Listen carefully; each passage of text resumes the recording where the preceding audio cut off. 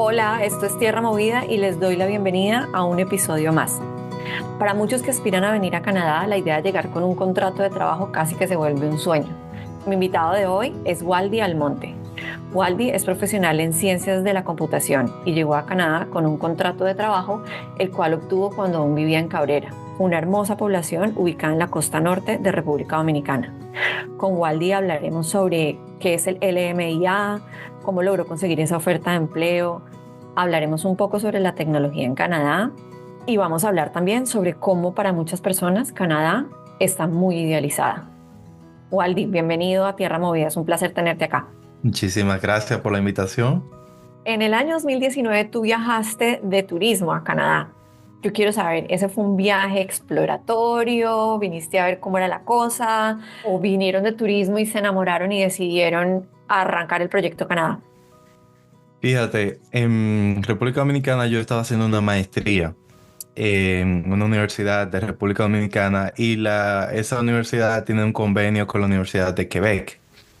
Entonces, al final del curso, lo que se hacía era que la tesis, uno iba a la universidad en Quebec y defendía su tesis en el salón en la Universidad de Quebec. Entonces, era una oportunidad también para los profesores que viajaban desde Canadá a República Dominicana, pues ahí ya los estudiantes viajaban de República Dominicana a Canadá. Y era como un intercambio cultural, como quien dice. Entonces ahí aproveché la oportunidad y conocí Montreal, conocí Quebec City, conocí Ottawa, conocí Toronto, conocí muchas áreas de Canadá. Pero cabe destacar también que Canadá no era un país totalmente ajeno a mí porque tengo una tía, hermana de mi mamá, que vive en Toronto ya hace más de 30 y pico de años. Ujú. Entonces, sí, siempre, o sea, siempre tuve Canadá como un buen país, aunque nunca conté con mi tía para la migración, porque al final, pues tú sabes bien que eso no te aporta ninguna puntuación ni nada. ¿Qué te cautivó del país cuando viniste con ese ánimo de estudios o para terminar tu maestría? Fíjate, atrás de la residencia en la universidad había un daycare. Y a veces en la mañana cuando yo salía de la habitación hacia el aula, veía a los niños ahí. Y un día, pues yo estaba sentado ahí porque habían unas bancas y sacaron los niños a jugar. Y los niños me entablaron conversación, las profesoras también. A ese momento yo era un poco ajeno a las disyuntivas que existen entre Quebec y las demás provincias. Ujú. Pero ahora haciendo una retrospectiva, me parece que ellos eran muy, muy abiertos y muy agradables porque me hablaron en inglés, no vi ninguna resistencia a hablar el inglés y vi la calidad con la que atendían los niños. Vi cómo jugaban con ellos, vi cómo le dedicaban tiempo y todo eso. Y eso me llamó mucho la atención porque prácticamente de donde yo vengo, es una profesora para 20 y tantos niños. Ujú. Entonces, la calidad de todo, ver esos niños ahí, o sea, me dijo, óyeme, por lo menos en este sentido aquí veo calidad. Y eso me intrigó mucho. No es que totalmente me deslumbró, pero me intrigó mucho de seguir explorando y de seguir investigando. Otra cosa también es la cultura pacífica del canadiense, que la pude ver en Quebec, increíblemente la pude ver en Quebec. Ujú. Aunque dicen que Quebec es una provincia de Latinoamérica con francés, pero realmente pude ver la calidad de la vida canadiense en Quebec y en Ottawa. Ok, hablemos ya que mencionaste la disyuntiva entre la provincia de Quebec y el resto de Canadá. Conversemos un poco sobre eso. Antes de venir a Canadá, yo no tenía tan claro que había esas diferencias tan marcadas entre el país angloparlante y el país francófono. Ya estando acá, cuando uno empieza a enterarse, a conversar con la gente, a leer la normativa de diferentes A leer la tipos, política. a leer la política, se da uno cuenta de que hay una normativa de cualquier asunto y está la descripción completa y aparte dice para Quebec no aplica sino esto y esto o Sí. aplica de una manera Hacen los diferente. champús. Exacto. ¿Cómo la viste ya estando en Quebec, habiendo vivido en Quebec unos ¿Semanas, meses? ¿Cuánto tiempo viviste? Es un mes prácticamente. Exacto, habiendo vivido un mes en Quebec y ya instalado en Edmonton, donde estás ahora, ¿cómo ves esa disyuntiva? Es bien interesante ese tema. Fíjate, sin entrar en lo político, Ujú. yo los entiendo a ellos. No comparto las opiniones del gobierno quebecois, pero los entiendo. Ellos son una cultura, son diferentes, se perciben diferentes. Y pues realmente a mí me gusta esa dualidad. De hecho, yo tenía en mente vivir en Ottawa y precisamente Ottawa por esa dualidad, esa cercanía a la cultura quebecois, que es prácticamente cruzando un río. Eso a mí me apasiona muchísimo, me emocionaba mucho, pero pues el tema de Ottawa, el tema de Ontario como provincia, pues ya ahí sí se me bajaba la ilusión. O sea, si Ottawa hubiese estado en otra provincia, quizás si yo hubiese vivido ahí. Esa es la ciudad, una de las ciudades que a mí más me gusta, junto con Edmonton, donde estoy. Pero va a sonar chistoso, pero lo primero que me causó a mí curiosidad y me reventó la cabeza, como así se dice, es que KFC no se llama KFC, llama KFC en todo el mundo, pero allá se llama KPF. Entonces yo dije, o sea, como una marca cambia el nombre y eso me llevó a investigar. Entonces, por regulación de la provincia de Quebec, pues las cosas que tienen nombres comunes como eh, pollo en el título debe llamarse poulet. Entonces, Ujú. así sucesivamente. Entonces yo comencé a investigar y yo digo, no, pero es que, o sea, es un país dentro de un país. Luego veo la parte financiera, las cuentas, dice que estas promociones son válidas para todo Canadá, excepto Quebec. Entonces ya eso me lleva a mí a investigar más adentro qué es lo que sucede con Quebec. Entonces, al final, aunque no comparto también, pues yo vivo en Alberta. He abrazado la cultura de Alberta y prácticamente la provincia es la que más paga al gobierno federal, es decir, que prácticamente Alberta está cargando con muchas otras provincias, incluyendo Quebec. Ujú. Entonces, en base al petróleo, ¿verdad? Entonces, al final, pues, viéndolo desde un punto cultural, amo esa diferencia, la abrazo. Pero viéndolo desde un punto político, pues ya no lo acepto tanto, porque al final pues es como que, ok, tú me cargas a mí porque yo pienso diferente y solo por eso. Pero, ¿qué me estás aportando tú, Ujú. económicamente hablando? Entonces, esa es la parte que me molesta de Quebec, la parte económica y política. Y definitivamente una sin la otra no puede funcionar. O sea, la parte cultural está completamente ligada a la parte económica y obviamente a la parte política. Bueno, avancemos un poco en el tiempo después del 2019 y es que tú lograste conseguir una oferta de trabajo a través del LMIA y eso es Sí. algo que para mí es relativamente nuevo. Yo no estoy muy familiarizada con el proceso del LMIA. Me parece supremamente ganador el hecho de que tú desde tu país hayas logrado conseguir una oferta de empleo, porque la realidad de los migrantes cuando llegamos en este país es que conseguir trabajo es uno de los mayores retos. Hablemos un poquito sobre de qué se trata el LMIA desde tu experiencia Ujú. y cómo lograste, cómo fue ese proceso de aplicación a empleos en tu país y cómo lograste conseguir esa oferta de empleo. Mira, lo primero es que yo llegué a la parte de venir por empleo por un poco de decepción de que yo estaba un poco avanzado de edad. Hablábamos de más de 34, 35 años para el Express Entry, que es el programa que hay una edad donde ya no te comienzan a quitar puntos o no te dan puntos por tu edad, ¿verdad? Yo fui a Nueva York en el 2021, tomé el test para poder crearme mi perfil del Express Entry. Ya yo tenía pues todos los documentos, solamente me faltaba el idioma para poderme crear el perfil. Y pues fui allá y dadas las condiciones en que me encontraba, pues la puntuación no fue la esperada. Saqué un CLB 8 y yo tenía la esperanza de sacar por lo menos un CLB 9 o un CLB 10 o algo por ahí, que yo consideraba que lo tenía, pero pues obviamente el test es el test. Entonces, cuando yo me creé mi perfil, pues no llegaba ni a los 400 puntos, tenía 390 y algo, 390 y tanto. Entonces yo digo, ha fallado algo aquí. Ujú, Eh, bueno, las opciones que yo tenía prácticamente eran que mi esposa o yo vengan por estudio. Yo acababa de terminar una maestría. Ir a otra vez a un aula no era negociable para mí. Entonces mi esposa estaba estudiando su carrera de grado en ese momento. Entonces como que las cosas vi que se me alejaron un poco. ujú, Entonces yo digo, bueno, me puse a leer mucho, me puse a documentarme y oh sorpresa, encontré que existía la forma de yo venir por la vía de trabajo. Ese perfil de Presentry estaba creado ahí con 390 puntos y la puntuación en ese momento iba por la 472.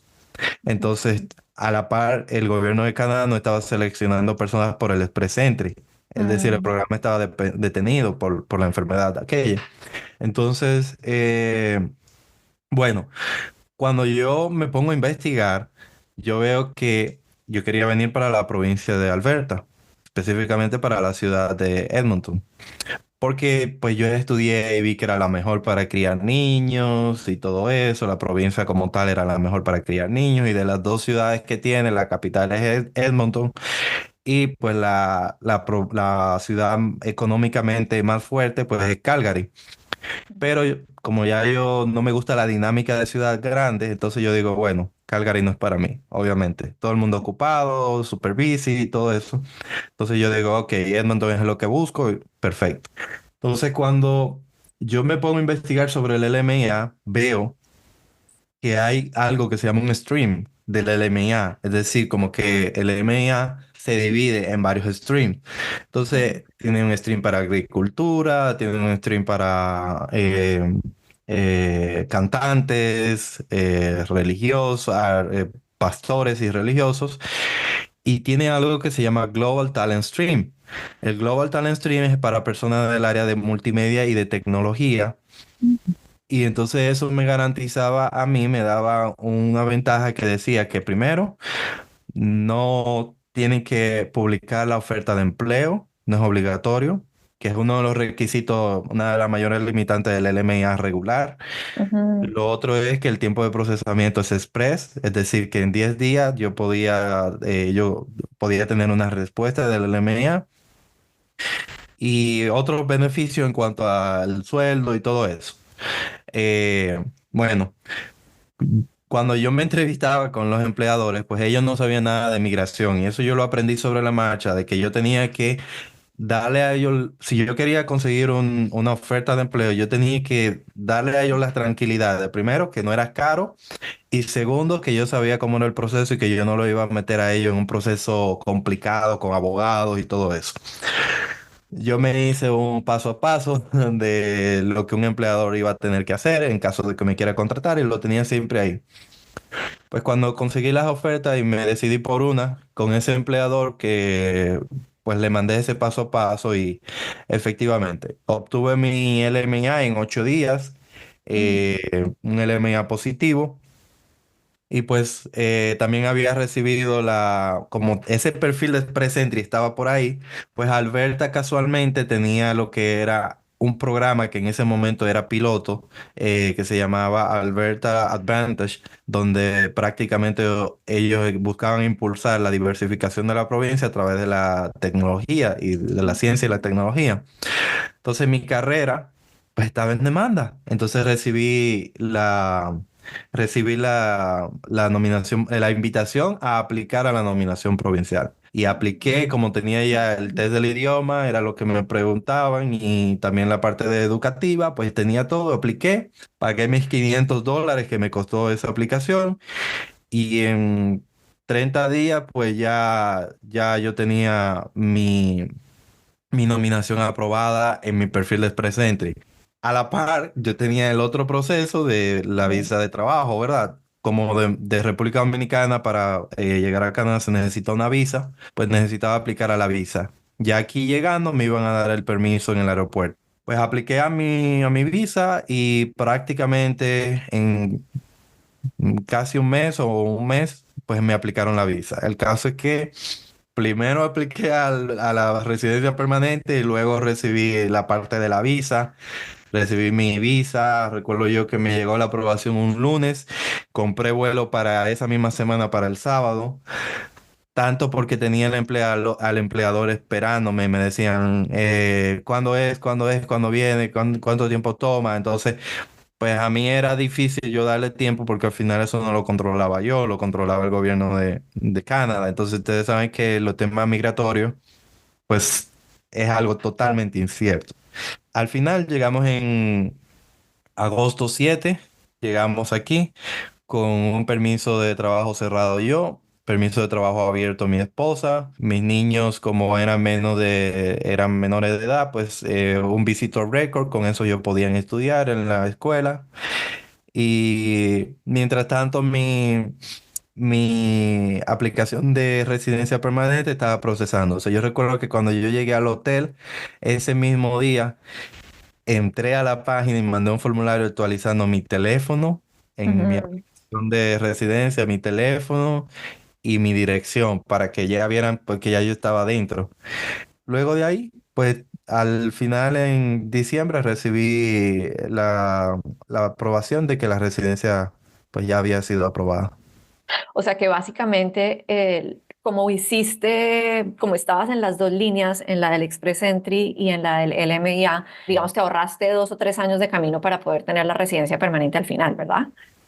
Pues sí, y bueno, no solo eso, sino que también el hecho de tener también el LMIA te aportaba una cantidad de puntos también. Mm, Entonces, pero al final la nominación, pues son 600 puntos, pues claro. más que suficiente.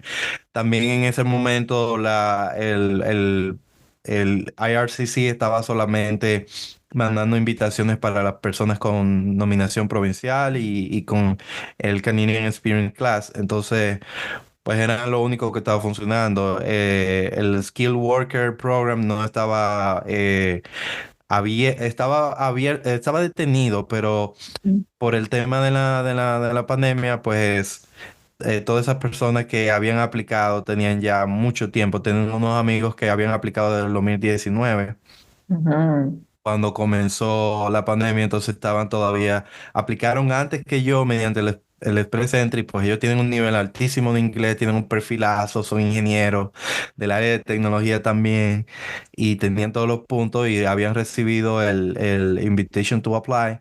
Ujú. Sin embargo, su proceso estaba detenido. Entonces al final ellos comenzaron primero que yo y al final llegaron último que yo. Ellos llegaron creo que 2022 o por ahí más o menos. Entonces fíjate como al final nada está totalmente dicho en esto de la migración. Es cierto, y evidentemente la pandemia dilató Y cambió muchísimos muchas procesos. cosas. Exacto, muchísimas cosas. Waldi, una de las cosas que yo siempre pensé al momento de decir, bueno, Canadá, ¿cómo será Canadá? ¿Cómo me voy a ir? Era tratar de llegar con la mayor estabilidad posible. Y bueno, pues eso es un chiste porque pues al final te enfrentas a algo que por más que explores, pues es nuevo y no sabes realmente en detalle cómo va a ser. Esa fue una de las razones por las cuales nosotros aplicamos a la residencia permanente desde Colombia.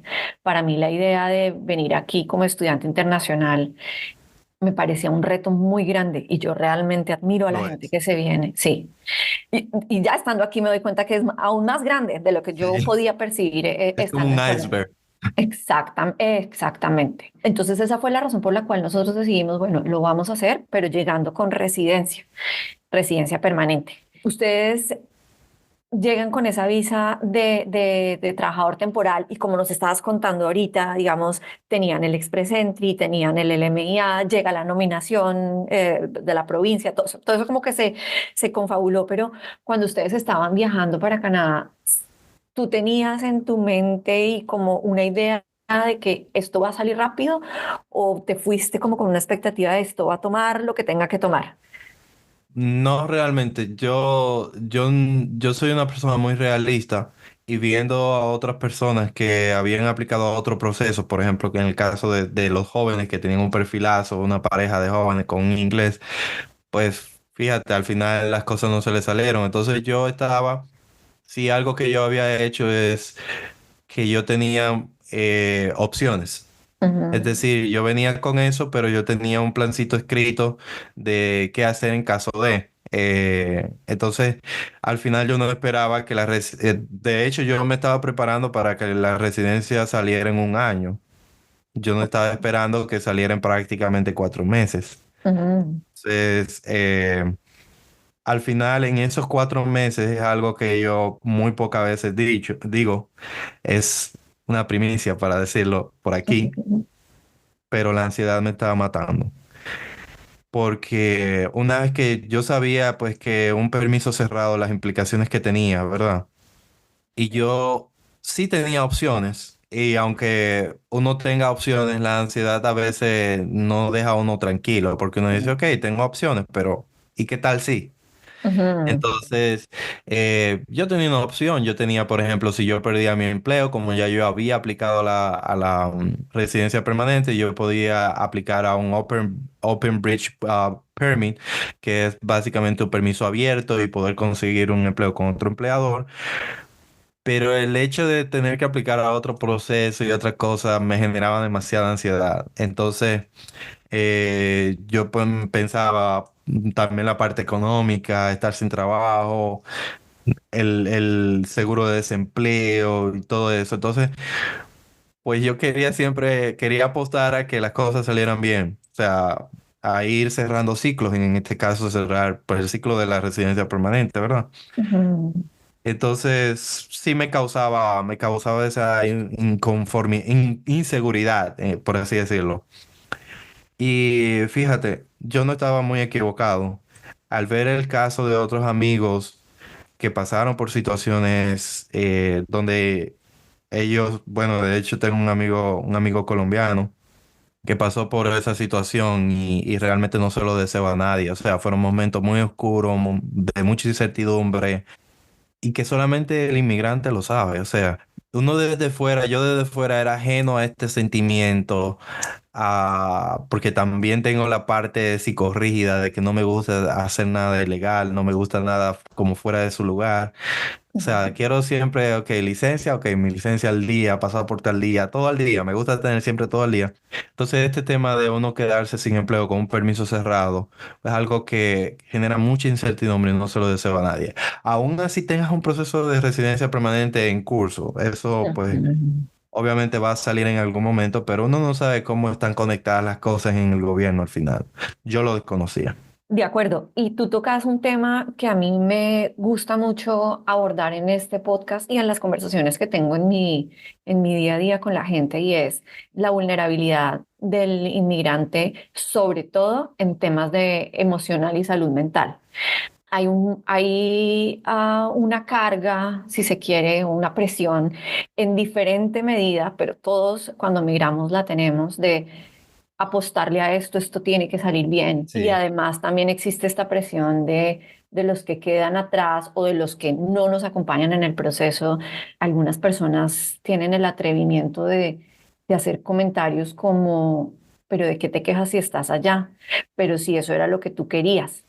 Y de alguna manera eso quita el derecho de sentirnos angustiados, de sentirnos con ansiedad, con depresión. Yo fui, digamos, yo he sufrido lo que se llama el duelo del migrante de una manera muy aguda, Ujú.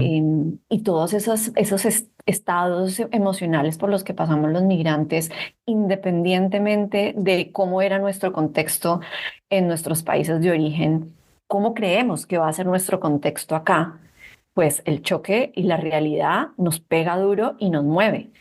Y se puede estar mal, se Sí. puede sentir uno mal. Tenemos que darnos el derecho y hablar y normalizar que la salud mental del migrante es un tema del día a día. Y no solo eso, no viene de una cultura con un preconcepto donde la salud mental es un tabú. En mi país, por ejemplo, se utiliza mucho y sé que en Colombia también. Sí. dicen, ay, que anda usted con el moco para abajo o qué cosa, eso es que le falta alcohol, por ejemplo.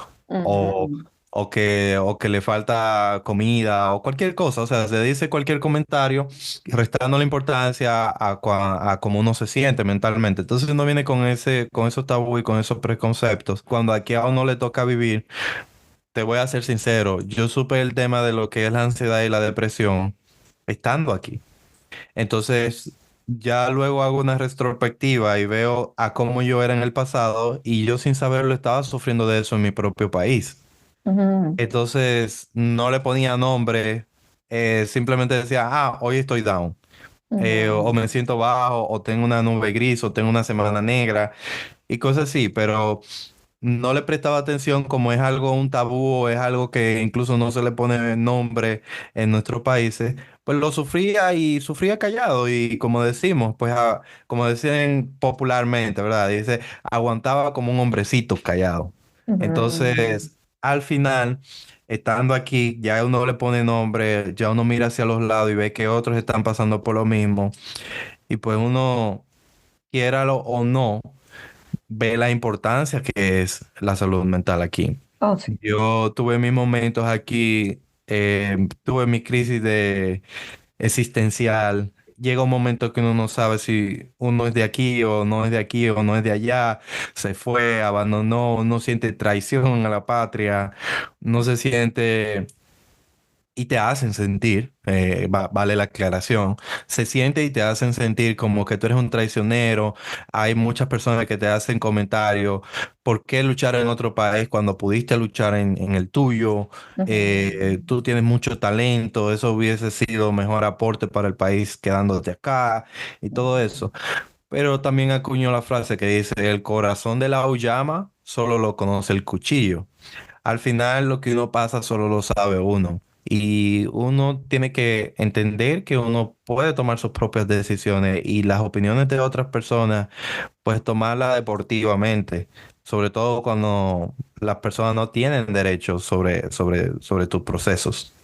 De acuerdo. Devolvámonos, Waldi, al 2018, 17, 16, cuando aún vivían en República Dominicana, ya en Cabrera, con esa vista tan bella. ¿Cómo era la vida de ustedes allá? ¿Qué Bueno, los vivíamos en motivó? Santo Domingo, pero mi familia de Cabrera, es decir, que íbamos O- mucho a Cabrera. ok, ¿y qué los motivó a venirse a Canadá? También esa es otra pregunta que a mí me encanta hacer en este podcast porque eso nos da como una idea tan clara de la historia de cada uno.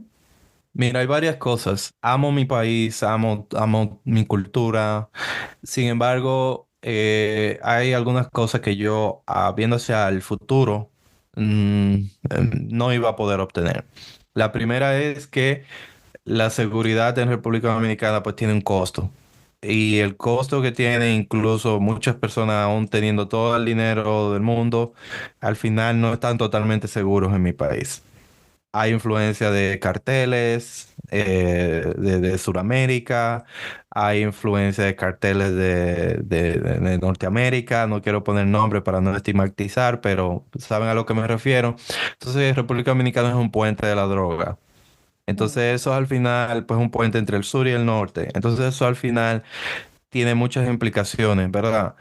En la calle todo el mundo anda como aburrido, cada vez ves más desorden, entonces como que sí, el país de Latinoamérica es uno de los países que más crece, de lo que más estable está, de lo que más seguro es y todo, pero al final es una farsa. Porque al final, en el ciudadano de a pie, como, o clase media, como yo era allá, tenía la presión de la clase baja desde abajo y tenía la presión de la clase alta desde arriba. Entonces estábamos como en el medio, como el queso, ¿verdad? Ajá. Aplastados, aplastados y presionados por todos lados. Entonces yo sentía que yo aportaba mucho a la sociedad con mis impuestos, con mis buenos modales, cumpliendo mis leyes y al final no recibían absolutamente nada a cambio, ni siquiera Ujú. una pobre iluminación pública, de alumbrado público, ni siquiera una seguridad, ni siquiera mis hijos estaban protegidos de una bala perdida en algún momento en un parque jugando. Entonces yo iba a un parque a veces a esparcirme, no tomo alcohol, sin embargo todo el mundo alrededor de mí estaba tomando alcohol, se salían las cosas de control en algún momento. Entonces no era un lugar para mis hijos. Yo siempre como tenía esa incomodidad, o sea, no me sentía que encajaba. Nosotros los dominicanos somos bullosos, yo no me considero una persona bullosa que donde llega pone merengue, pone la fiesta y se arma una fiesta así de repente, no me considero así. Entonces, en cierto punto, yo me sentía como que a veces no encajaba, entonces a veces me veían como un bicho raro, yo era introvertido, entonces República Dominicana para los introvertidos, pues es un país como que la tenemos muy difícil los introvertidos. Entonces, el tema, de hecho hice un post que se llamaba La burbuja, ¿verdad? Mm, La paradoja de la burbuja. Entonces, yo estaba creando una burbuja para mí y esa burbuja, en vez de expandirse, estaba recibiendo una presión por todos los lados y se estaba a punto de reventar. ujú. Entonces, para el sistema laboral yo era viejo también, ya si yo perdía mi empleo, la iba a tener difícil tratando de conseguir otro empleo, porque al final pues es lo que todo se maneja con cuñas, conexiones, y lo mismo iba a pasar con mis hijos, iban a ir a la universidad, iban a tener buena educación y todo eso, pero a la hora de insertarse en el mundo laboral, si no conocen a alguien, si no son amigos de alguien, dónde se iban a emplear. Y es lo que está pasando ahora mismo con la fuga de cerebros en mi país. Muchas personas jóvenes con mucho potencial no encuentran plazas donde ejercer su conocimiento. Sí, pueden emprender, pero cuando emprendes tiene la otra parte que es el brazo del gobierno, el puño del gobierno, que impositivamente te hunde. Prácticamente trabaja 60-40. 60% para el gobierno y 40% para ti. Eso no te deja margen a crecimiento. Si tú quieres crecer como emprendedor, pues al final tienes que hacerlo indebido y yo no quería entrar en eso. Quiero que entremos a la dimensión de expectativa versus realidad. Yo recuerdo la primera vez que dijimos, bueno, exploremos cuáles son las alternativas de migración que ofrece Canadá. Esto Ujú. debe ser por allá como el año 2014. Asistimos a una reunión de una agencia muy famosa en aquel entonces en Bogotá que vendía a Canadá como ¡fua!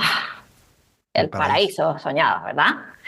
Yo no sé si esa agencia aún existe, pero lo que sí recuerdo con muchísima claridad es la molestia que me produjo años después al estar acá ver cómo engañaban a la gente. Ah, sí. Cuando te dicen verdades a medias, eso es un engaño. Pintaban esto como un país que no existe, ¿sí? Claro, una Porque utopía. como todos los lugares del mundo, tiene sus retos. Y omitían verdades duras que son del día a día aquí en este país. Y me molestaba mucho que se lucraran del sueño de otros. Y eso me sigue pasando. Sigo viendo en redes sociales o hasta en periódicos impresos o digitales en mi país que siguen vendiendo a Canadá, como tú lo mencionaste en la primera conversación que tú y yo tuvimos, como una película de Disney. Sí, Me suena mucho, o sea, me resuena mucho ese término, porque para muchos termina siendo eso, una fantasía. sí. Sé que tú has compartido o compartes tu experiencia como migrante tratando de desromantizar la migración, resaltando también las cosas muy buenas que hay acá, que ya las has mencionado en Claro. lo que vamos de esta conversación además, pero también tratas de aterrizar un poco a la gente sobre estas realidades y cómo ayudar o cómo tener una buena mentalidad para asumir esos cambios y para asumir esos choques, esas diferencias. Háblanos un poco sobre lo que tú has visto y cuál ha sido tu experiencia y cuál es tu punto de vista sobre este tema de expectativa versus realidad. Mira, lo primero es que muchas personas, creadores de contenido y personas ajenas al tema de Canadá, entienden que una forma que ellos leyeron en algún blog o en algún documento no oficial, pues le va a funcionar a todo el mundo, cuando eso no es así. Es el primer error que cometen muchos creadores de contenido, entender que algo le va a funcionar a todo el mundo y no es así. Y te lo digo yo que he sido un privilegiado, llegué con empleo aquí prácticamente en poco tiempo la residencia y todo, pero eso no me quita el conocimiento.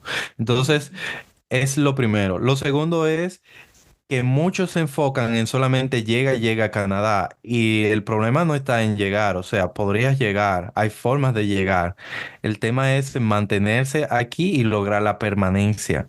Y he Ujú, visto uno tras otros perfiles de personas, familias que han tenido que devolverse porque se encuentran con ese callejón sin salida donde no pueden hacerse residentes permanentes. Y muchos que han logrado hacerse residentes permanentes, pero ¿a qué costo? O sea, por razones humanitarias y de compasión. ujú. Entonces, eso prácticamente cuando llegas a ese punto de diciéndole al gobierno de Canadá, prácticamente, óyeme, por favor, ten piedad de mí, ten compasión, Mm, rogándole. sí. Entonces, algo que no se lo aprueban a todo el mundo. Entonces, la mayor decepción que yo tuve al llegar aquí, y eso me motivó mucho a crear contenido, es cuando yo veía lo que se decía en redes sociales y lo que se vivía y lo que yo vivía y lo que yo no vivía, pero veía, que era totalmente diferente. O sea, no basta con que estés aquí. O sea, aún estando aquí, las cosas, si no lees, si no te documentas, si no te empapas de los procesos, no es tan fácil como, ok, quiero tener esto y ya lo obtienes. No es así. Todo aquí es un proceso, todo es una fila, una cola, todo aquí es burocracia, todo aquí es, espérate, no, que espérate que estoy en vacaciones, que estoy en mis 15 minutos de break, que no puedo atenderte ahora, que no, que eso no funciona. Entonces todo aquí es como lento, burocrático. Entonces eso es algo con lo que yo no esperaba, pero que me di cuenta estando ya aquí. La otra parte es que yo entendía que Canadá era un país de primer mundo en el tema político, pero, o sea, es un disfraz, es una máscara, es una farsa. Políticamente, aquí los políticos son igual de descarados que en nuestros países, igual de corruptos que en nuestros países, y lo peor es que ya no estamos hablando de pesos, estamos hablando de dólares, es decir, que aún Ujú, es peor. Y ya no estamos hablando de que hay formas de tú vivir sin pagar impuestos. Por ejemplo, en mi país, tú puedes vivir sin pagar impuestos. Hay formas de vivir legalmente sin tener que pagar impuestos. Aquí no hay forma. ujú. O sea, aquí nosotros somos como una vaca que totalmente nos están ordeñando constantemente.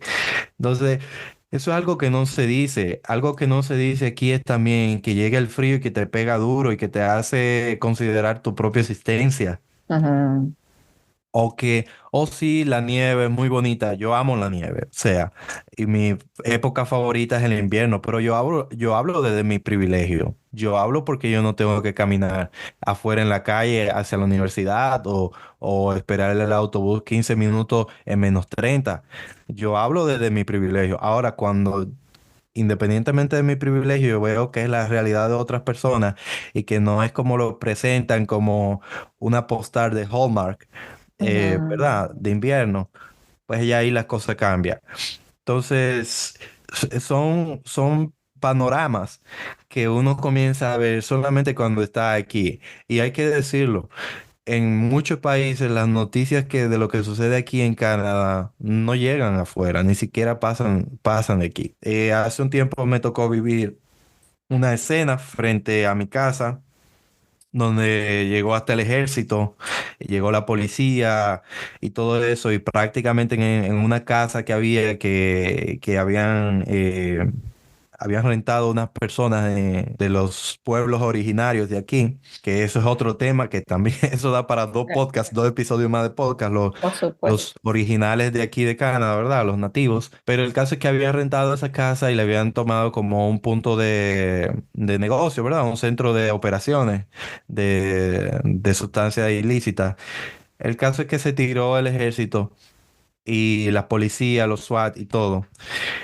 Y mis hijos estaban en el frente jugando y los policías no fueron lo suficientemente coherentes con su labor de mandar entrar a los niños hacia adentro. Y yo digo, o sea, perfectamente hay un intercambio de disparos. A mi niño le pudo pasar algo. Y no solamente a mi niño, también estaba la hija de mi vecino en ese entonces. Y yo miré por afuera por la ventana y vi eso y yo inmediatamente salí y le dije, niño, hacia adentro. Pero fíjate cómo esas pequeñas dejadez pueden cambiar en un segundo totalmente tu vida. Yo no me quiero ni siquiera imaginar lo que hubiese pasado. Entonces, al final, esas noticias, eso que pasó ahí, ni siquiera salió en la noticia local. Porque el canadiense, en general, como cultura, no hablo de personas, es hasta cierto punto quiere negar una realidad o no quiere hablar de ciertos temas porque al final se perciben como negativos. Pero hay cosas que hay que hablar, lamentablemente. Por Sí. ejemplo, la crisis que está sucediendo actualmente en todos los downtown de todo Canadá y de toda Norteamérica, en Estados Unidos también, con todos los zombies, con el El fentanilo y fentanilo. todo eso. Entonces, es una realidad y nosotros no estamos ahí, no a ella, estamos expuestos. Entonces, son cosas que al final, yo tengo varios reels en mi cuenta que recorro campamentos con personas que son, le llaman comúnmente homeless, pero el problema es más complejo que como que no tienen una casa. El problema no es eso. El problema tiene muchas aristas. Entonces, es algo que no se habla tampoco fuera. Es algo que muchas personas desconocen hasta dónde tú vas a vivir aquí en una ciudad en Canadá, en qué barrio, tiene implicaciones también, porque si tú te mudas cerca de uno de esos campamentos, sabes que cualquier cosa que dejes fuera, una bicicleta, cualquier cosa, te lo van a robar. Entonces, luego te vas a dar con la realidad de que, oh, yo pensaba que en Canadá no robaban. Pues sí que roban, y mucho que Ujú, roban. ujú. Solo que, y también que a veces la gente, por tema de tiempo, ni siquiera lo reporta. Entonces pudiéramos pasar aquí el día entero hablando de esas cosas que al final suceden aquí, que no se dicen. Por ejemplo, el aumento descontrolado en los precios de las comidas y que parece no haber regulación sobre eso. Son muchísimas cosas. Sí, y podríamos pasar también el día entero hablando de cosas positivas, pero lo Claro. que yo quiero, lo que me motiva un poco a abordar estos temas también es que la gente que no está acá o la gente que está llegando tengan acceso a otro tipo de informaciones, que se enteren bien, que sepan qué es lo que pasa en el día a día acá. Yo tengo muchos episodios donde hemos hablado, y más adelante vamos a hablar de cosas muy chéveres que pasan acá, y también tengo muchos episodios donde hemos hablado de cosas muy, muy, muy, muy buenas que pasan acá, pero también hay unas realidades de las que pareciera que nadie quiere hablar. Dime. ¿Sabes qué? Que yo busqué mucha información específicamente sobre la ciudad de Edmonton, en las noticias, en todo, y encontré nada. Al final utilicé un recurso que sí me funcionó mucho y es preguntarle a alguien que ya vivía aquí. Creo que preguntarle a alguien, y creo que es lo que estamos haciendo también en este podcast, ¿verdad? Contando nuestra perspectiva. Preguntarle a varias personas que viven aquí sobre cómo son las cosas, sobre qué áreas evitar, sobre la dinámica de aquí, me ayudó mucho también a entender y tratar de bajar un poco esa idealización que uno tiene. Independientemente de si tú vienes, puedes venir lo más informado que puedas, pero igual vas a tener cierto nivel de idealización del lugar a donde vas. Te vas a crear esas expectativas. Y pues eso me ayudó mucho. Preguntarle a alguien que ya estaba aquí. Hay un rumor que se ha venido transmitiendo voz a voz entre los inmigrantes que hemos llegado a Canadá en los últimos, no sé, digamos, 8, 9, 10 años, y es que Canadá no está tan avanzado en tecnología. Tú eres un profesional en el área de la tecnología y por eso quiero conversar este tema contigo. Yo lo noté como usuaria cuando, y les voy a compartir esa anécdota, yo me acuerdo que recién llegamos, llevábamos tal vez una semana, unos muy pocos días, y fuimos al banco a abrir la cuenta bancaria. Y en medio del proceso, el asesor del banco me dice, ¿quiere la chequera de 50 o de 100 cheques? Y yo como que me quedé fría. Yo dije, pero ¿por qué me estás ofreciendo una Es chequera? O sea, que yo no necesito una chequera.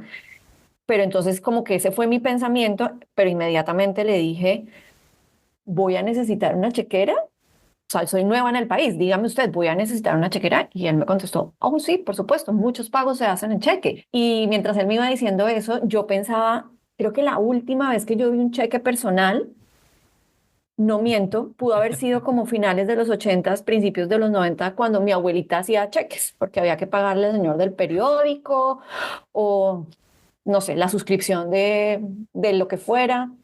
Y entonces yo me quedé como perpleja, la verdad. WTF. Exacto. Este rumor, como lo digo yo, rumor, yo también se lo he escuchado a muchas personas, sobre todo personas que trabajan en el área, digamos, de tecnologías, ingenieros, gente que hace fotografía, gente que trabaja en medios audiovisuales.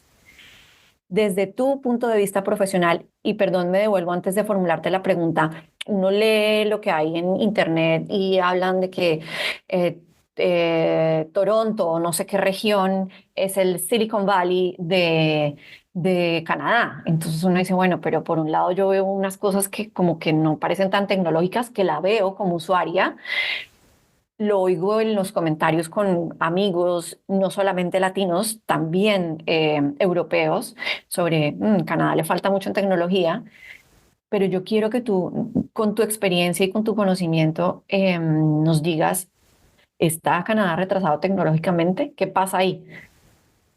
Mira, yo diría que no necesariamente está atrasado tecnológicamente. Hay que Ujú. entender algo y eso va mucho a la parte de la ley y las regulaciones. Canadá como país, por ejemplo, a diferencia de otros países, para cambiar una ley, hay leyes que ya están fijas y establecidas que no es tan fácil cambiarla. Entonces, eso tiene muchas implicaciones en cómo por qué nosotros todavía aquí en Canadá se utiliza el fax, algo que en mi país ya no se utiliza, por qué aquí se utilizan todavía las líneas telefónicas, algo que en mi país ya prácticamente solamente en las oficinas se utilizan. Aquí es muy común en la casa encontrar todavía los jack de teléfono.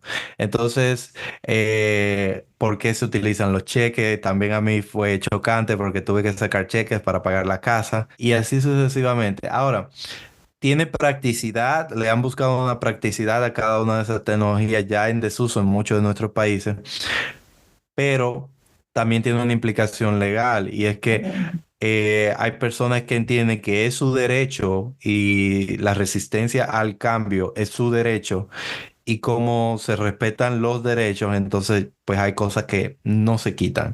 Ujú. Entonces, una vez escuché que hay tecnologías o líneas que mientras tenga un usuario deben de mantenerlas. Ok. Entonces, ve, en otros países pudiéramos decir que pues no, o sea, se le imponen y listo, y tú te vas de ahí y te fuiste. Entonces, tiene que ver mucho con el derecho, es lo primero que quiero hacer énfasis.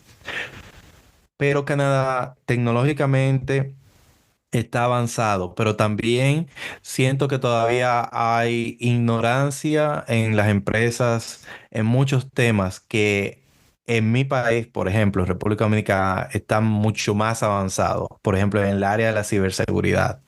Aquí, por ejemplo, hay muchas empresas medianas y grandes donde no hay un departamento de ciberseguridad ni siquiera, donde no escuchas que hay un especialista de ciberseguridad en el área de tecnología, en la empresa para proteger a los equipos y todo.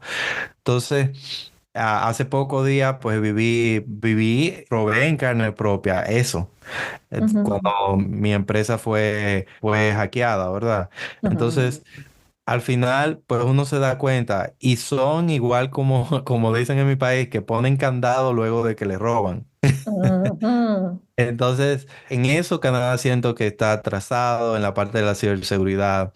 Pero si vemos otros ámbitos, por ejemplo, como el E+D, que es investigación y desarrollo, eh, pues está mucho más avanzado. En mi país se invierte muy poco en investigación y en desarrollo. En cambio, acá cada rato incluso te van a hacer un trial de un medicamento nuevo y te salen las promociones y te invitan a participar y se prueban las cosas. Entonces, en esa parte yo diría que es avance tecnológico. Hay muchas cosas que aquí se han inventado y que funcionan aquí. Pero procesos y la parte burocrática sigue todavía en los años 60, 70 por ahí. O sea, algo que yo hago una diferencia, por ejemplo, en mi país, si tú vas a cancelar una cuenta o si vas a abrir una cuenta, tienes que ir físicamente al banco. Aquí eso no es necesario, lo puedes hacer por el celular. Es decir, que ahí pudiera ser un avance. Ahora, Cosas, por ejemplo, como que, mira, tal cosa, esto y que aquello. En mi país te pueden pedir, mira, tómale una foto, escanéalo y mándalo. Acá no, que tienes que mandarlo por un fax. Ujú. O, o como lo que me pasó a mí, que cuando llegué aquí, el landlord me pidió cheques. Y yo, pero cheques, cheques de papel, le preguntaba yo. Claro, de papel me decía, ¿de qué más? Entonces, solo por mi landlord tuve yo una chequera de 50 cheques. Entonces, al final tuve yo que escribir del 1 al 12 por cada mes, 12 cheques con fecha futura para que ellos se cobraran de ahí. Ujú. Entonces, también es la forma de ellos protegerse de que tú no quieras pagar a tiempo, pues ya ellos tienen el cheque, ellos simplemente lo cobran y sabes cómo funciona el sistema bancario aquí. Si tu cuenta no tiene fondos o te lo ponen en balance negativo y pagas una penalidad Exacto. fácilmente. Tienen su pro y su contra, pero en algunos aspectos sí, Canadá todavía funciona en los años 60 70. Voy a avanzar a otro tema que a mí me parece muy interesante y lo has mencionado en lo que compartes en tu cuenta, y es la confianza. En el proceso de emigrar a otro país, llámese Canadá o cualquiera que sea el país, pues lo que ya hablamos hace un ratito, el nivel de vulnerabilidad aumenta de manera considerable. Claro. Una de las situaciones a las que yo me vi enfrentada los primeros años, como todos, pues es en confiar en la gente que vas encontrando en tu camino. Yo tuve gente, Waldi, grandiosa, que hoy son amigos míos de que nos hablamos todas las semanas porque ya no vivimos en la misma ciudad. Gente espectacular, como digo yo aquí, ángeles de la guarda que de verdad nos extendieron la mano y nos ayudaron en el día a día. Pero también tuve la mala fortuna de encontrarme con gente que no tenía buenas intenciones, que se querían acercar a mí para aprovecharse de mi situación, ya sea porque querían sacar lucro de algo. Y pues yo particularmente creé vínculo de amistad con una persona que fue altamente deshonesta conmigo y se aprovechó de que yo era nueva en la ciudad, de que era mi segunda ciudad en Canadá, porque yo viví primero en Saskatchewan y eso fue cuando me mudé aquí en Ontario, donde estoy. Venía con expectativas, tenía como ganas de darle un aire nuevo de búsqueda a mi tema laboral y al final pues todo salió muy mal y fue un proceso, digamos, pues doloroso. Situaciones como estas nos suceden a los migrantes todo el tiempo. Todo el tiempo, no es sino ver el periódico. Hay mucho scam que trae gente, que ya Los estamos mini hablando. mensajes. Exacto, ya estamos hablando hasta inclusive de delito de tratas de personas, donde la gente se aprovecha de o el que ya está aquí o el que quiere venir para abusar de la necesidad, del sueño, de la meta de estas personas. Y pues obviamente esas diferentes situaciones tienen diferentes niveles de afectación. Yo sé que tú también te has enfrentado a darle voto de confianza a personas sin conocerlas bien, pero con ese anhelo de me estoy armando de mi red de apoyo que es tan importante y pues no resultó bien. Tú hablas mucho del mindset, de cómo nos debemos preparar, de la mentalidad que hay que tener. ¿Cómo gestionas tú o cómo has gestionado tú ese tipo de situaciones en tu proceso de asentamiento en Canadá? Algo que yo también, yo tuve personas que me han ayudado cuando llegué y definitivamente otras personas que pues que sé que buscaban otra cosa. Gracias a Dios no me comprometí, ¿verdad? A poder decir que pues que me fallaron totalmente porque al final siempre he sido un poco reservado y un poco poniendo límites. Pero sí lo que he visto que le he extendido la mano a otras personas y he notado pues su malicia, que han intentado aprovecharse de eso. Es como que yo le abro una bolsa para que escojan un juguete y quieren coger todos los juguetes de ahí. Entonces, esa mentalidad todavía me es difícil aceptarla. Y la forma como me he preparado para ayudar a otros sin que me afecte a mí es pues te doy este producto, es lo que hay y si te sirve lo aceptas, si no, pues ya, sigue caminando, sigue tu camino. Entonces, yo ayudo a las personas, pero pues muy específicamente, no me abro totalmente y todo eso. Entonces he aprendido también a que muchas veces las personas ni siquiera saben qué es lo que necesitan de ayuda, ni siquiera saben qué es lo que más les conviene de ayuda. Muchas veces aquí hay personas que lo que necesitan es alguien que los escuche, más Ujú, que una ayuda monetaria. Entonces, o que le den un consejo o que le digan por dónde dirigirse. Hay personas aquí, por ejemplo, he conocido personas aquí, familias, que tienen el estatus legal para recibir el beneficio del Child Benefit y no lo han recibido porque no saben. Entonces, son personas que necesitan orientación. Son personas que tú decirle, mira, eso lo puedes hacer por aquí, por acá, le ayuda muchísimo. Soy también de las personas que más que todo darte un pez, prefiero enseñarte a pescar ujú, para que no tengas que depender de mí. Entonces, es como yo veo, es mi visión de las cosas. Yo procuro de que cada quien se empodere y que cada quien se arme de su propio proceso. Y es lo que a través de mis redes sociales yo predico, por así decirlo, ¿verdad? ujú, De que las personas, óyeme, no vas a hacer nada con saber hacer un resumen. Tienes que saber las razones detrás de cada párrafo en ese resumen y cómo venderte como profesional, ujú, cómo vender tu imagen como producto, ¿verdad? Para que un empleador te contrate. Esa forma holística y esa forma como metódica de yo manejar las cosas me ha ayudado mucho también a protegerme de los abusos, de la falta de confianza y también entender que aunque yo conozca a 1 millón de personas, no voy a tener 1 millón de amigos. Nosotros, y algo que aprendí que es algo que me gusta del canadiense, las relaciones sociales en el canadiense no son superficiales. Si un canadiense te ve como su amigo, es porque realmente eres su amigo. En ujú, cambio, yo sé que de donde venimos, pues amigo, uno le llama a una persona que acaba de ver hace un minuto y entiende que ya hay una amistad, pero no lo ha conocido totalmente. Entonces, muchas veces es algo que yo he aprendido del mismo canadiense, que te puede llamar amigo luego de cierto tiempo que ha pasado contigo, que se ha dado la oportunidad de conocerte y ver si realmente tú eres una persona en la cual se puede confiar. Y basado en eso también, mi círculo de amigos es muy reducido, es muy poco. Me conocen muchas personas, conozco muchas personas, soy transparente. La cara malhumorada que ven o la cara feliz que ven es la cara del momento.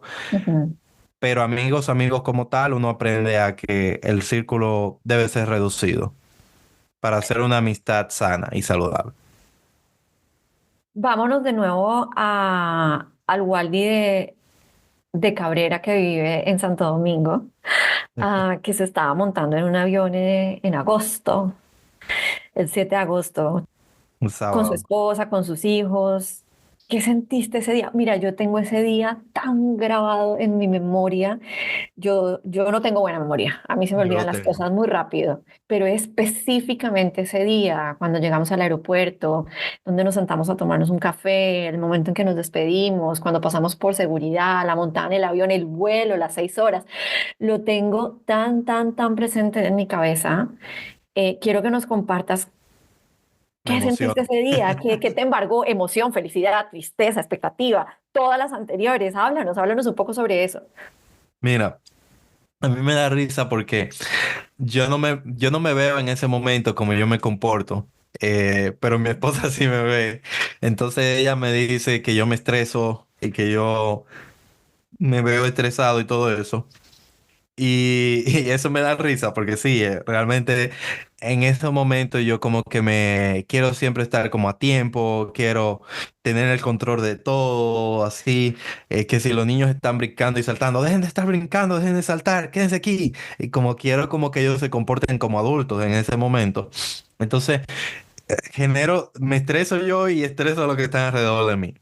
Ese día no fue diferente. Ujú. Ese día, pues nos llevaron unos familiares allá. Mi esposa insistía en tomarnos fotos. Yo insistía en que ya debemos de entrar. Dentro de mí había muchas emociones. Quería llorar. Lloré en silencio. Quería volver a llorar, quería sonreír. Sentía mucha pena, siento pena todavía, porque lo que yo decía era, me parece injusto que yo tenga que abandonar lo que yo conozco, los lugares que yo conozco, los amigos. Me sentí forzado. Ajá. Salí aparentemente por mi gusto, por mi cuenta, porque quise, porque pude, pero dentro de mí y dentro de cada inmigrante sabemos que lo hicimos de manera forzada. Porque si hubiésemos tenido en nuestros países lo que tenemos aquí, no hubiésemos salido. Y no hablo de que, pues, que el dólar es mejor o tal cosa. Hablo de cosas que no se pueden palpar, de cosas que no se pueden Ujú. ver, y situaciones, ambientes. Entonces, en ese momento sentí y derramo una lágrima porque me acuerdo en ese momento de lo que sentía y lo siento ahora y me sigue doliendo, de que el irme me causó mucha pena en ese momento, me causaba felicidad, me causaba ilusión, pero también pena. Y, y no te puedes imaginar lo que yo sentí cuando en el avión iba y miraba las playas hacia abajo y pensaba, qué bonitas son esas playas, color turquesa, qué bonita esa arena blanca, qué calor que hace. Y que yo venía a un país donde no iba a tener nada de eso. Y yo, pues sí, puedes volver, pero no es lo mismo a tú como hacíamos nosotros un sábado en la mañana, un domingo, decía, pongámonos el traje de baño, vámonos para la playa. Ujú. 40 minutos, una hora de manejo y listo. No era lo mismo. O sea, no es lo mismo, vecina, se me presentó una urgencia, ¿me puede cuidar aquí los niños un momento? No tenemos eso.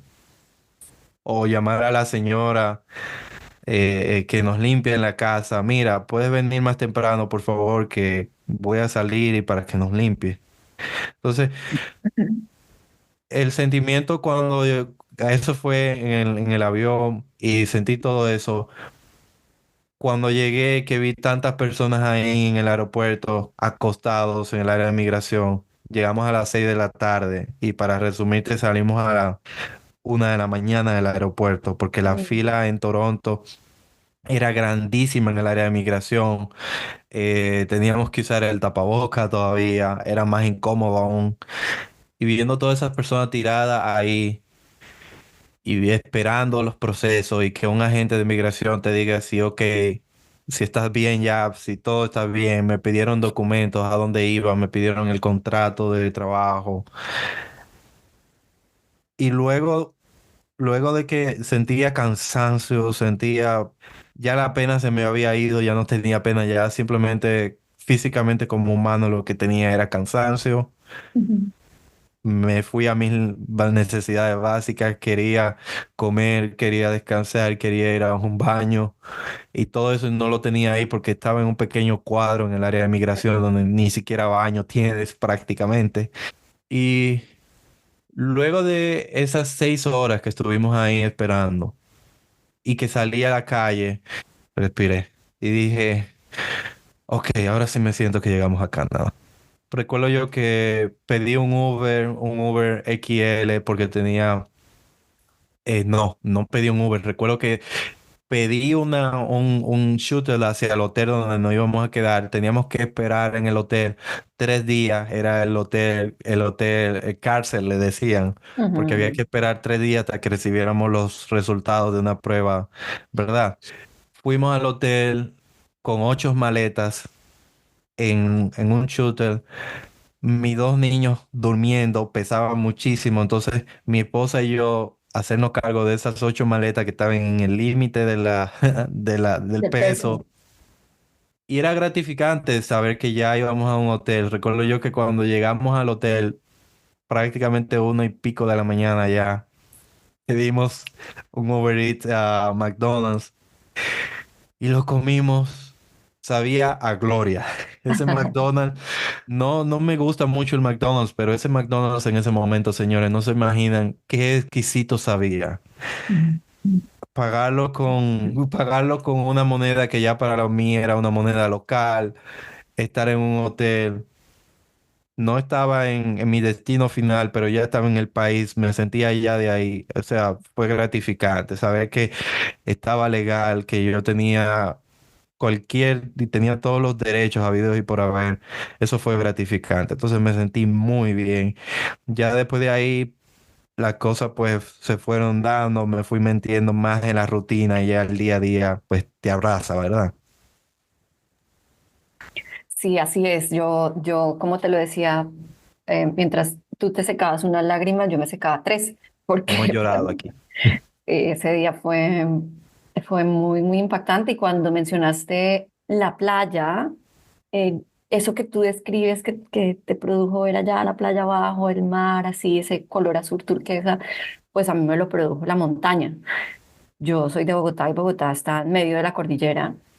Y es una cosa, yo siempre he dicho que el que nace y vive en el mar, en una ciudad costera, siente una cosa como que le jala al mar, tanto Siempre, como el que nace y vive en una ciudad de siempre. montaña o en un pueblo de montaña.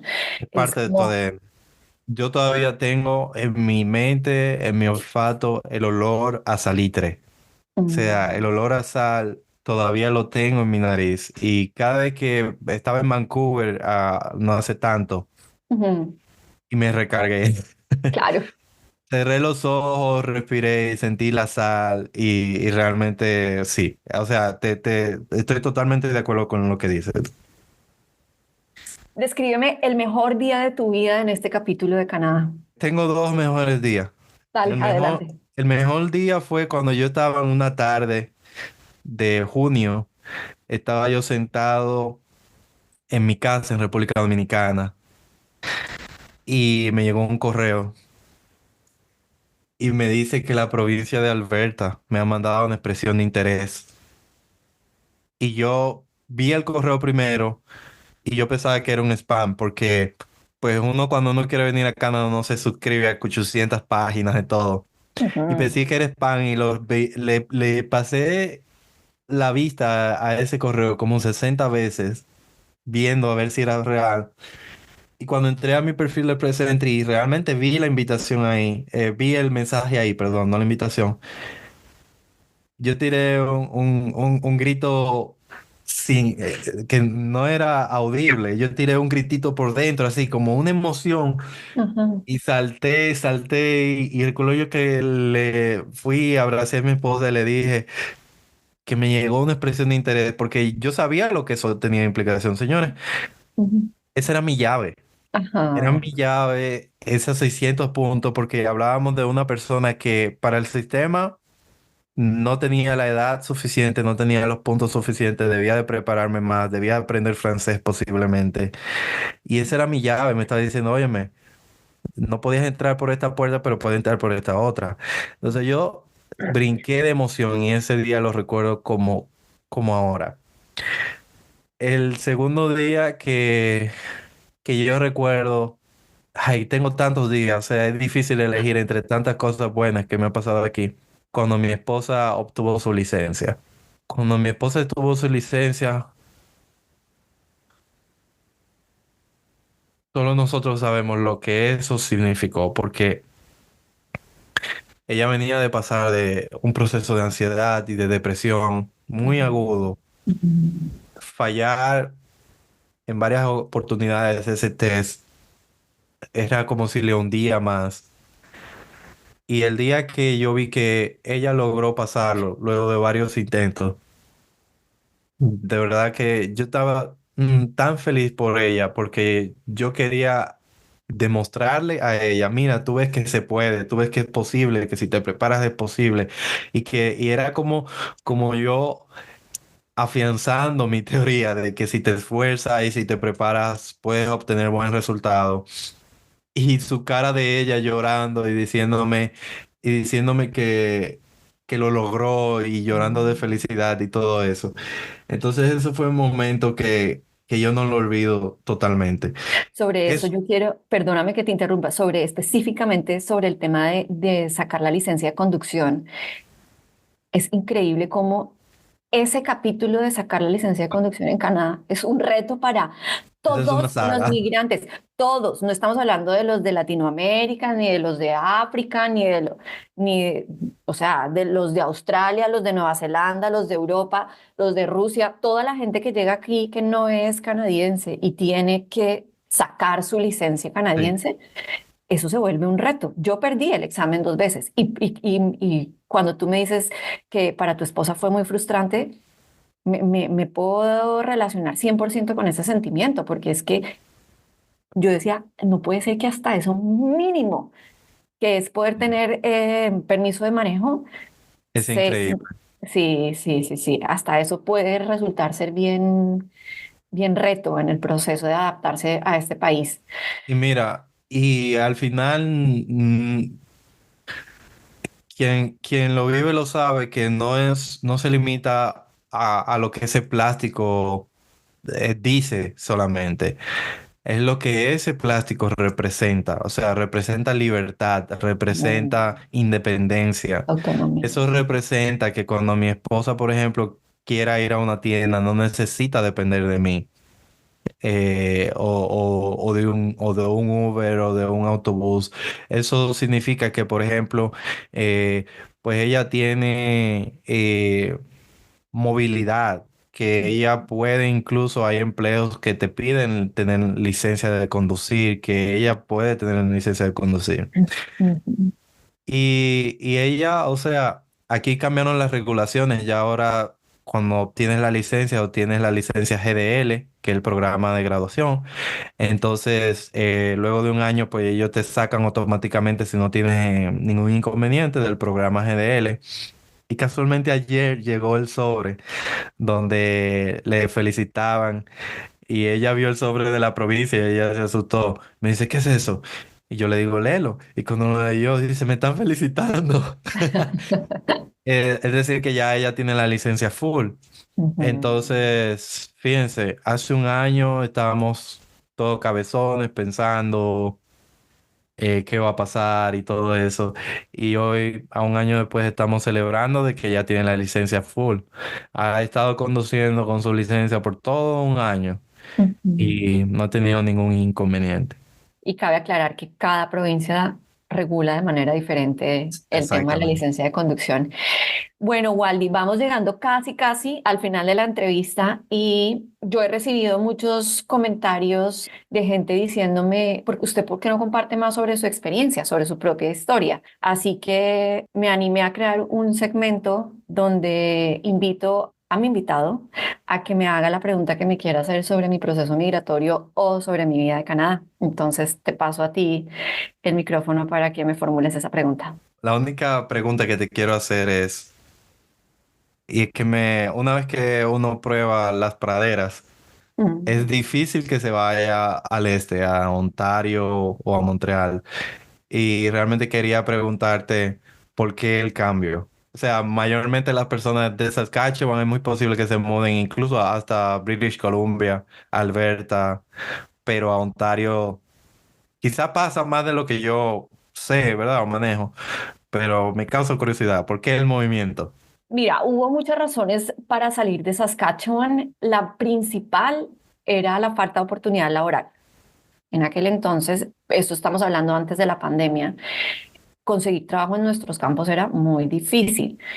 Yo soy profesional en turismo y trabajé en turismo en Colombia con el gobierno toda la vida y yo sabía que me iba a tocar empezar, digamos, de pronto no desde cero, pero pues empezar en la posición de entry level, pero ni así yo lograba, yo apliqué a cargos de recepcionista de hotel, administradora de oficina en una agencia de viajes, o sea, todas las posiciones que tú te puedas imaginar y no hice una, ni dos, ni tres, sino hasta me hice un Excel con como para traquear todas las aplicaciones que yo iba haciendo y pude haber hecho cerca de 40 aplicaciones a Saskatchewan. Wow. Cuando yo ya siento que estoy tocando fondo, claro, eso trae añadido una serie de elementos que van contribuyendo a que la cosa se ponga más grande y es mi duelo. Pasé de ser trabajadora, digamos, en Colombia de 8 a, no te voy a decir que de 8 a 5 Ujú. porque no era de 8 a 5, era de 8 hasta que uno saliera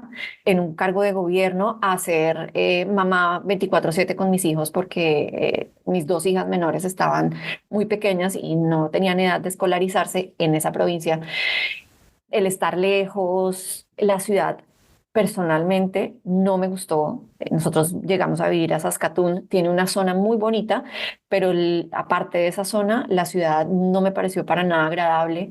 La universidad me pareció preciosa, pero en general el ambiente de la ciudad me parecía muy lúgubre. No ver ni una montaña, ni una colinita, como que me quitaba el oxígeno, ¿sabes? Yo sentía que como que me quitaba el oxígeno. Y esto que te estoy diciendo sumado pues como a la crisis de esto no era lo que yo me imaginaba, aquí yo no quiero estar, en algún momento dijimos, bueno, pero pues no tenemos por qué estar acá, podemos contemplar otras posibilidades. Y en el ejercicio de buscar a dónde nos vamos a ir, pues influyeron, Ontario influyó en que estaba más cerca Colombia, 3 horas, un vuelo menos, más cerca Colombia, había más comunidad latina y para mí eso era absolutamente, lo es todavía, absolutamente indispensable. Había más diversidad, digamos, en términos de naturaleza, lo que los parques, las montañas. Aquí no hay montañas como las hay en Alberta, pero digamos que hay unas colinitas, hay cascaditas, hay la riqueza natural en esta provincia a comparación de la provincia de Saskatchewan es bastante más alta. Entonces, realmente esas fueron las razones por las cuales decidimos movernos de Saskatchewan. No, y me parece bien, me parece genial. Vámonos para el segmento de cierre. ¿Qué pedazo de República Dominicana te gustaría traerte ya para Canadá? Cabrera. Para ti, ¿qué es casa? Casa para mí es donde está mi esposa y mis hijos. ¿Con el paso del tiempo te has acostumbrado al frío? Lo amo. ¿Has sentido discriminación o racismo en Canadá? Sí, claro que sí. Sobre todo de otros latinos. ¿Hasta ahora ha valido la pena venir a Canadá? 100%. Bueno, muy bien, Waldi. Pues no te quito más tiempo. Gracias por este espacio, gracias por esas lágrimas, gracias por abrir tu corazón y por permitirme también a mí compartir un pedacito de mi historia. Muchísimas gracias por la invitación y siempre a gusto de que lo que uno vive sea, digamos que un reflejo al final cuando uno lo cuenta, ¿verdad? De esas experiencias y que pueda ayudar positivamente a otro. No solamente a prepararse, sino a abordar una actitud positiva y entender que al final del día, si tú asumes esa actitud positiva, las cosas van a fluir de manera mejor. Y si no fluyen, igual tienes la posibilidad suficiente para cambiarla.